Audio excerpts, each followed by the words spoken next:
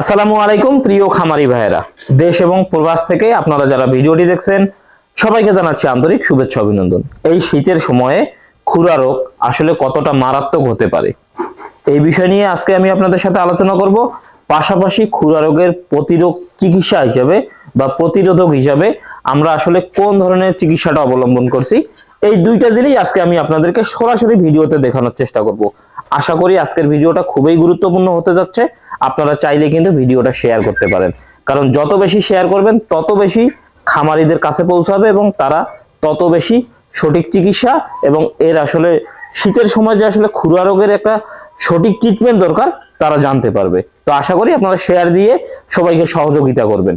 তো এখানে যে আপনারা গরুটি দেখতে পাচ্ছেন এটা কিন্তু ডাবল বডির একটা গরু এবং এই গরুটা থেকে কিন্তু আমরা যথেষ্ট দুধ পেয়েছিলাম। তো আসলে দুঃখজনক যেটা বিষয় সেটা হচ্ছে যে খুরা রোগটা এমন ভাবে এটাকে আক্রমণ করছে যে মুখ দিয়ে অনবরত লালা ধরছিল এবং মুখে এমন ভাবে মুখটা নড়াচড়া করছিল, মনে হচ্ছে যেন মুখে কোনো পেরেক বা কোনো কিছু আটকায় আছে, এরকম একটা অবস্থা ছিল। মোট কথা আমরা কিন্তু ভয় পেয়ে গেছিলাম। তো চূড়ান্ত পর্যায়ে যেটা আমরা খেয়াল করে দেখি, তার 2 দিন আগে কিন্তু আমরা গরুর খুরা রোগের চিকিৎসা করছিলাম। তো খুব একটা যে আমরা রেজাল্ট পেয়েছি সেটা কিন্তু না। পরে যখন চূড়ান্ত পর্যায়ে আসলে বিষয়টা আমরা খেয়াল করি তখন যে জিনিসটা পাই সেটা হচ্ছে যে এই গরুটার মুখে এত পরিমাণ ঘা হয়েছিল নাকে এবং মুখের ভিতরে জিহ্বায় যে আসলে বিশ্বাস করার মতো না, এতটা ডেঞ্জারাস হয়ে গেছিল। সবচেয়ে বেশি আতঙ্কে এবং সবচেয়ে বেশি ভয়ে ছিলাম যে গরুটা যদি আসলে দুর্বল হয়ে পড়ে যায় একবার, মানে মোট কথা দুর্বলতার কারণে যদি একবার শুয়ে যায় আর দাঁড়াতে না পারে, এই গরুটাকে কিন্তু তখন সুস্থ করাটা কিন্তু প্রচুর পরিমাণে আমাদের কষ্টসাধ্য হয়ে যেত। তো আলহামদুলিল্লাহ আমরা ওইরকম কঠিন কোনো পর্যায়ে যাইনি, যার কারণে যেটা হয়েছে যে গরুটাকে আমরা দ্রুত সুস্থ করতে পারছি। তো আজকে সহ এই গরুটার খুরা রোগের দিন হলো প্রায় 5 দিন। তো 5 দিনে আসলে আমরা কি কি ইমপ্রুভ করতে পারছি সেটা আজকে আমি আপনাদের সাথে আলোচনা করব। তো খুরা রোগ আমরা স্বভাবগতভাবে যেটা জানি যে খুরা রোগ হলে গরুর পায়ে ঘা হয়, তারপরে মুখে কিন্তু ঘা হয়, এই দুইটা কিন্তু আমরা জানি। আসলে সময়ের সাথে সাথে বর্তমানে এমন একটা অবস্থা হয়ে গেছে যেমনটা মানুষের রোগ প্রতিরোধ ক্ষমতা কমে গেছে, ঠিক গরুর ক্ষেত্রে কিন্তু সেম। আমরা আগে গরুর এরকম রোগ টোগ যদি হইতো খুব বেশি আমরা খরচ করতাম না, বড় জোর 300-400 টাকা খরচ করেই কিন্তু আমরা খুরা রোগ ভালো করতে পারছিলাম। এখন কিন্তু এই ধরনের আসলে চান্সটা কিন্তু নাই। এখন গরুর রোগ হলেই কিন্তু একটা ভালো চিকিৎসা দিতে হচ্ছে এবং এক্সপেন্সিভ চিকিৎসা দিতে হচ্ছে। তো আমি আপনাদেরকে দেখাই, অনেকে হয়তো মনে করতে পারেন যে পায়ে ঘা হয়েছে কিনা বা ঘা নিয়ে অনেকেই কথা বলছেন। আমি যদি আমার ক্যামেরাতে গরুর যদি খুরাগুলো আমি আপনাদেরকে দেখাই, আপনারা সামন এবং পিছনের খুরাগুলো দেখুন। সামনের গুলো দেখুন, এখন যে দেখতে পাচ্ছেন এখানে কিন্তু কোনো ঘা নাই, কিন্তু এর মুখটাতে দেখুন, এই মুখটাতে দেখুন এখনো কিন্তু লালা পড়তেছে। দেখুন এখানে কিন্তু ঘা হয়ে গেছে। তো এই ঘা এবং এই যে লালা, এই দুইটা ছোটানোর জন্য আমরা যেটা করছিলাম সেটা হচ্ছে যে আমরা এফএমডি কিওরভেট, যেটা এফএমডি কিওরভেট আছে, এফএমডি কিওরভেট দিয়ে কিন্তু গরুর মুখটা কিন্তু আমরা ভালোভাবে দিনে 2-3 বার ধুয়ে দিয়েছিলাম।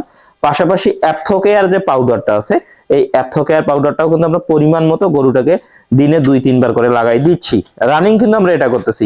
এর পাশাপাশি আমরা আরেকটা জিনিস জানি যে গরুর খুরা রোগ হলে গরুর হাই টেম্পারেচার জ্বর হতে পারে বা গরুর মাত্রাতিরিক্ত তাপমাত্রা থাকতে পারে। তো এর ফলে আমরা কি করি, জ্বরের ওষুধ দেই বা ব্যথার ওষুধ দেই। কিন্তু এখানে যেটা দাঁড়াইছে সেটা হচ্ছে যে আমি প্রাণী সম্পদ দপ্তর থেকে, যে আমাদের উপজেলা প্রাণী সম্পদ দপ্তর আছে, সেখান থেকে আমি যে স্যারকে নিয়ে আসছিলাম, উনি আসলে যখন টেম্পারেচার মাপে, টেম্পারেচার কিন্তু খুব একটা ভালো ছিল না, মানে স্বাভাবিকের থেকেও কিন্তু কম ছিল। তার মানে কি, টেম্পারেচার না নেপেও কিন্তু গরুর আসলে চিকিৎসা দেওয়া যাবে না। গরুর যে কোনোই রোগ হোক না কেন অবশ্যই গরুর কিন্তু টেম্পারেচার মাপতে হবে। তো টেম্পারেচারটা মাপার পরে যেটা হয় সেটা হচ্ছে যে জ্বরের ওষুধটা কিন্তু আমরা দেই না, তখন আমরা টেম্পারেচারটা ভাসানোর জন্য বায়োনল ফোর্ট ব্যবহার করি বা অ্যামাইনোভিট আপনারা ব্যবহার করতে পারেন, যেগুলো আমরা মূলত ভিটামিন সাপ্লিমেন্ট হিসেবে ব্যবহার করি। ওগুলা দেওয়ার পরে শুধুমাত্র যে বায়োনল ফোর্ট বা অ্যামাইনো সাপোর্ট যেটা আছে ওটাই দিয়েছিলাম। পাশাপাশি আমরা অ্যাপথোকেয়ার এবং এফএমডি কিওরভেট দিয়েই কিন্তু এই চিকিৎসাটা করছি। এক্সট্রা কিন্তু আমরা আর কোনো ধরনের কোনো অ্যান্টিবায়োটিক, বলেন অনেকে অ্যান্টিবায়োটিক ব্যবহার করা সাজেস্ট করে, আমি কিন্তু আপনাদেরকে বলবো যে আপনারা অ্যান্টিবায়োটিক সাজেস্ট সহজে করবেন না। যদি করেন অবশ্যই আপনারা যে রেজিস্টার প্রাপ্ত যে ডাক্তার আছে, যে ডাক্তার মহোদয় আছে, আপনারা তাদের শরণাপন্ন না হওয়া পর্যন্ত আপনারা এটা কখনো করতে যাবেন না। কারণ খুরা রোগ হচ্ছে এক ধরনের ভাইরাস জনিত রোগ, আর ভাইরাস জনিত রোগের ক্ষেত্রে অ্যান্টিবায়োটিক কিন্তু ব্যবহার করার কোনো দরকারই পড়ে না। এটা অবশ্যই আপনারা মাথায় রাখবেন, এটা খুবই সেনসিটিভ জিনিস। আর এই শীতে যদি আপনারা ভুলভাল কোনো গরুর চিকিৎসা নেন আর ওই গরু যদি একবার শুয়ে পড়ে, ওই গরুটাকে কিন্তু আর দাঁড় করাতে পারবেন না। তো আমরা কিন্তু এই গরুটাকে নিয়ে ওই রকম একটা ভয়েই ছিলাম যে গরুটা যেহেতু 3 দিন কিচ্ছু খায়নি, তার মানে এই গরুটা যদি আর 2-1 দিন না খাইতো এই গরুটা কিন্তু আমরা দাঁড় করাইতে পারতাম না। প্রচুর পরিমাণে কিন্তু আমাদেরকে একটা হ্যারাসমেন্ট হইতে হইতো। তো এই জন্য আমি আপনাদেরকে বলবো শীতের সময় খুরা থেকে কিভাবে রক্ষা পাওয়া যায় বা খুরা রোগের ভ্যাকসিনেশন থেকে শুরু করে যখন আপনি খামারে নতুন গরু নিয়ে আসবেন অবশ্যই কিন্তু এই জিনিসটা আপনাকে বিবেচনা করেই কিনতে হবে।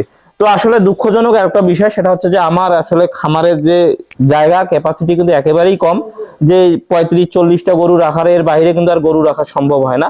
যার ফলে এটাকে কিন্তু মূলত অরিজিনালি যেটা নিয়ম এটাকে কিন্তু আলাদাভাবে রাখার দরকার, কিন্তু আসলে সেরকম আমার জায়গা নেই। যার ফলে কিন্তু আমি রিস্ক নিয়ে যেটা করতেছি, এক কর্নারে কিন্তু এটাকে রাখার লাগতেছে। আমি জানি না যে এটার কি হয়। তো আলহামদুলিল্লাহ এটা এখন পর্যন্ত কোনো কিছু হয়নি, এটা খাচ্ছে, খুরা রোগ এরও হয়নি। তো আসলে আপনাদের যদি এরকম ব্যবস্থা থাকে যে কোনো গরুর যদি খুরা রোগ হয়ে থাকে, আপনারা অবশ্যই গরুটাকে আলাদাভাবে রাখবেন। শীতের সময় আসতেছে, শীতের সময় বারবার একটা কথা বলবো, শীতের সময়ে এরকম ধরনের গরুর যদি খুরা রোগ হয়ে থাকে, গরুটা আসলে কোনো ম্যাটার করবে না, গরু সুস্থ হবে ইনশাল্লাহ। কিন্তু যেটা বিষয় সেটা হচ্ছে গরুটা যাতে দুর্বল না হয়, অতিরিক্ত দুর্বল হলেই কিন্তু বিপদ। তো এই দিকটা অবশ্যই খেয়াল রাখবেন এবং গরু সবসময় আলাদাভাবে রাখার চেষ্টা করবেন। আমার জায়গার স্বল্পতার কারণে আমি একখানে রাখছি, এই হচ্ছে বিষয়। এবং একটা খুরা রোগের গরু পুরোপুরি সুস্থ হতে আপনাকে মিনিমাম 1 সপ্তাহ 1.5 সপ্তাহ লাগতে পারে। এটা আপনাকে অবশ্যই ধৈর্যশীলতার সাথে এই গরুটার চিকিৎসা দিতে হবে। খুরা রোগ কিন্তু 2-1 দিনে সুস্থ হয় না, এটা আস্তে আস্তে রিকভার হয়ে যাবে, যেহেতু ভাইরাস জনিত রোগ।